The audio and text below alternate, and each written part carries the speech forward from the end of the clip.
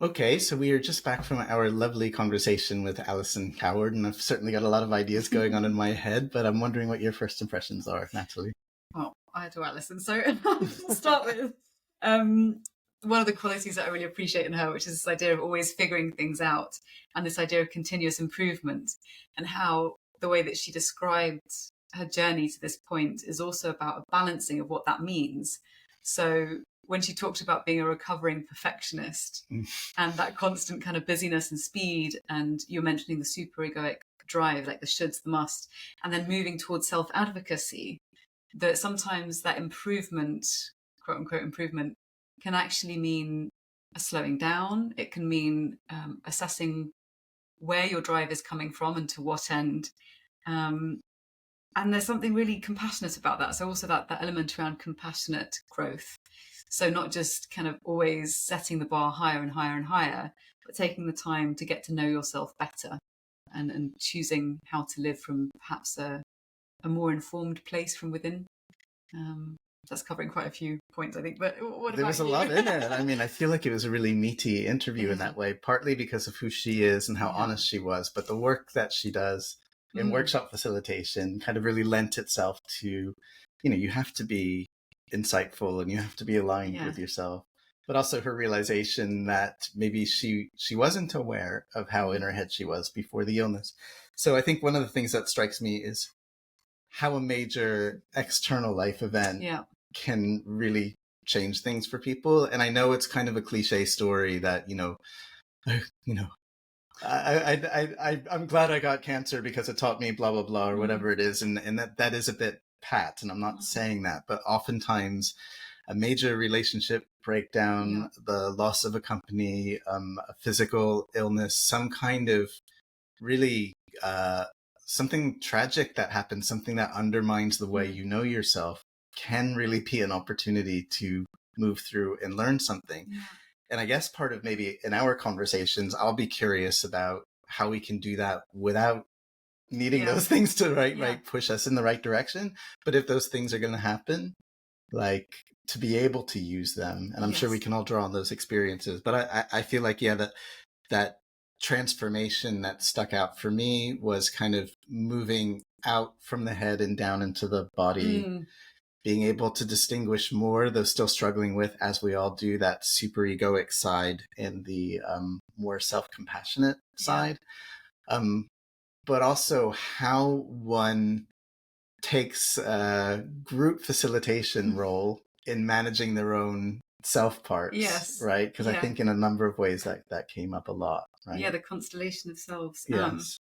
I think also there was something about the coexisting with these different aspects of self, that we have this, I think we do culturally have this idea that perfection is possible, that balance is possible, and that these are sort of landing places where you arrive and then that's it and you've made it. And it's, in my experience so far, it's just not like that, that when you get a sense of greater knowledge around which voices you're in communication with or which aspects of yourself are in the driving seat, it's not about kind of shoving that one out the car door. It's okay, well maybe you don't drive for a while now, you sit in the back seat while I drive, or whatever it is. I don't know if that's a helpful metaphor, but a coexistence with these different aspects, where you're not cutting bits off or pushing things aside. And there's something around tolerance. And I think with her work with facilitation and talking about how a lot of folks, the starting place will actually be to do some self-awareness work or self-inquiry. And to your point about where change happens, hopefully cultivating environments or contexts, hopefully like we have here, where people can start that inquiry without being pushed to a brink or having to kind of be forced into self-knowledge. Sometimes I think the expression "know thyself" should be like "know thyself." Oh yes, right? I like that. Yeah, because it is like a bus, right? So there's this like bus with all these different people in it. Most are unheard, and the more unheard they are, the more they're going to find a clever way to get in there, usually like pull you sideways or throw a curveball at you. But I think that is, and I really like this idea of the individual and the group facilitator, because I think there is a role of self-facilitation. I mean, I've kind of jokingly called it Team Me, which I know Oh, I is like like, that. yeah, it's a little bit silly, but it's like, you got to pull this team together. You know, it's not just like the organizational physics model of getting an actual team across the river, but Yeah. actually, you know, how you align yourself. What river do you want to cross? The part of you that's going to resist, the part of Yeah. you that needs a nap and might really need a nap. Yeah. Right? The coxswain, that's right. Isn't that the person in the back of the boat who's like screaming, Yes. right? It's just like, shut up, or like, actually, we need you. And finding that space between all of those different elements that can tolerate, accept, understand that the person screaming in the back or suffering up front is screaming or suffering for a reason. Yeah, right? that And the not alignment just, is there. yes, Back yes. to her point about the 5 steps. The other thing as well, which she describes so poignantly, like the disembodied head being kind of carried around from place to place. I mean, this is kind of a cultural hazard, Yes. I think. And then the kind of the antidote to that of her picturing herself on a beach, jumping and full of energy and fully embodied, and this kind of quality of aliveness that she was going for. And we didn't sort of end up coming back to that image, but that really touched me. The idea that, you know, you're sitting in a hospital bed or laying and you're not sure really what's going on for the time that you're figuring out what's happening. And for that to be kind of the orienting dream, that's what I'm going for, is a really powerful one. Yeah. I feel like it's, and again, I don't want to like romanticize the suffering that happens when these things come from the outside, but there's a magical quality that happens, and I speak from my own experience as well, when the rug is taken out from under you and you are required to attend to the parts of yourself that aren't as good, that aren't accustomed to, you know, people who are perfectionists and into controlling things, suddenly they don't have control. And she grasped control in a lot of really important areas to get herself out, but she also had to live through that control being taken away. And I know I bring these up a lot, particularly in these conversations about, you know, Jung's idea of personality types and inferior capacities and superior capacities.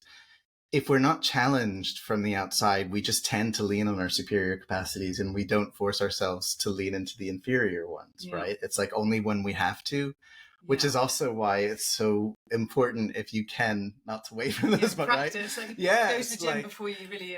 it's like, if you know you're a head person, right? It's like, find the opportunity to sink into your body. And if you know that you're kind of more of a sensate person, practice those parts in your head. Like, don't be like, well, I'm not a thinking person. You know, it's like, well, let's try out those thoughts. And I'm always like, I'm not a dancing person.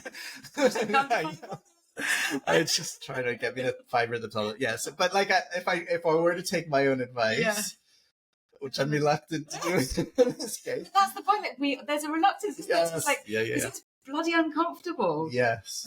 And I think the other thing that I found so amazing talking about discomfort was the fact that, you know, when she chose to make the major life change, Alison did it compassionately and took it step by step. And with a lot of the coaching sort of hot seat questions that come up, often it's like, well, where do I begin? Or we'll ask, you know, what action can you take?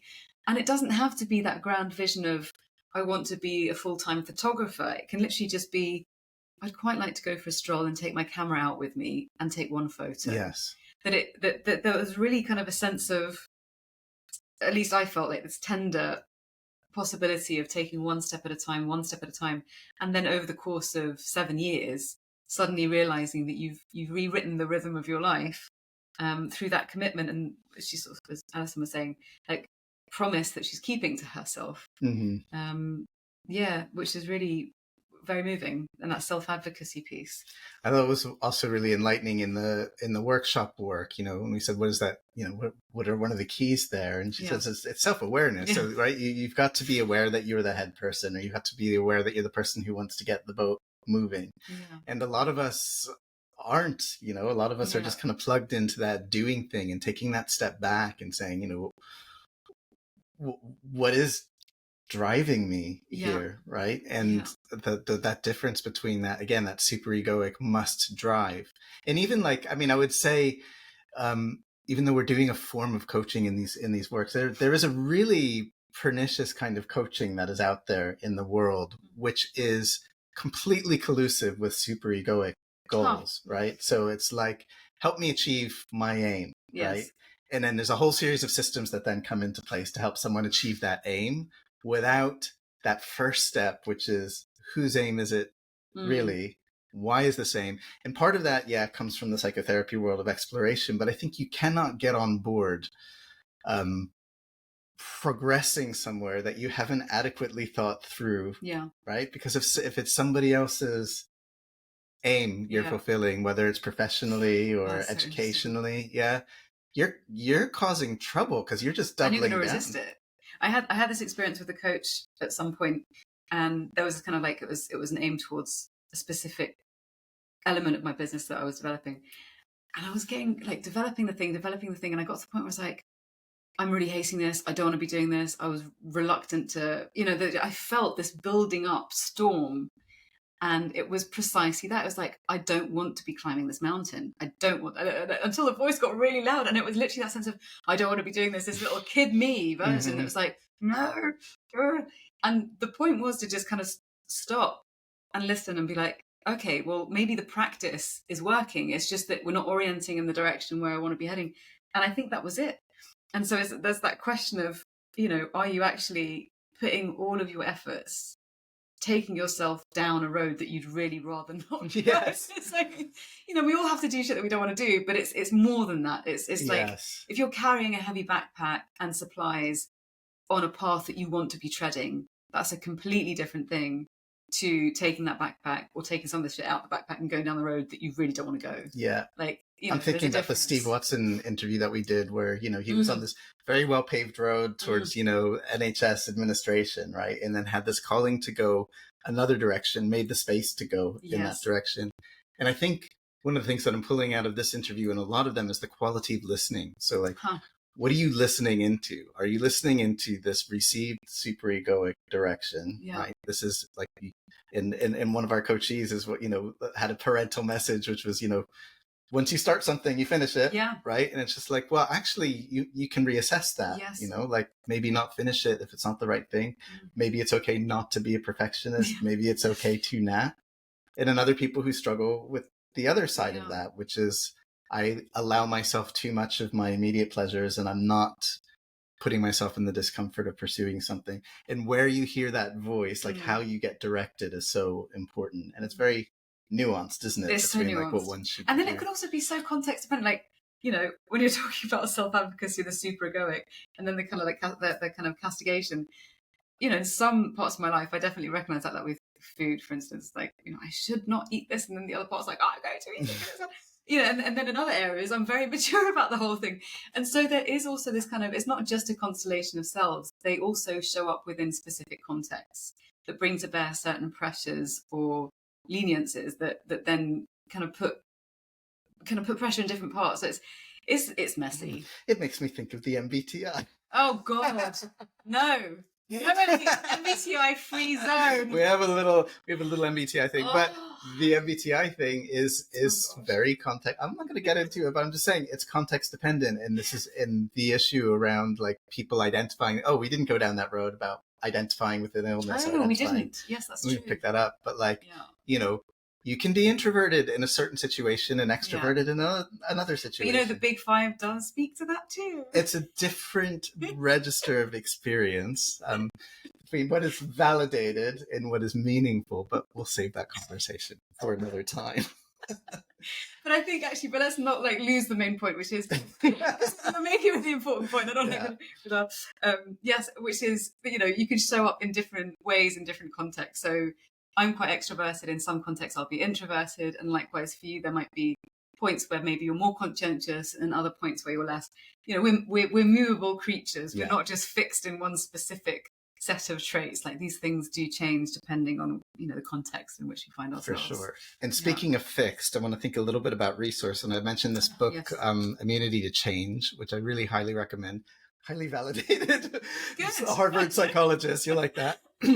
But that change is really, really hard. And the reason why change is hard is because human beings are essentially a homeostatic beast. Like they want to keep things as they know it. That's why we have a repetition compulsion to keep doing the same thing that doesn't work over and over again.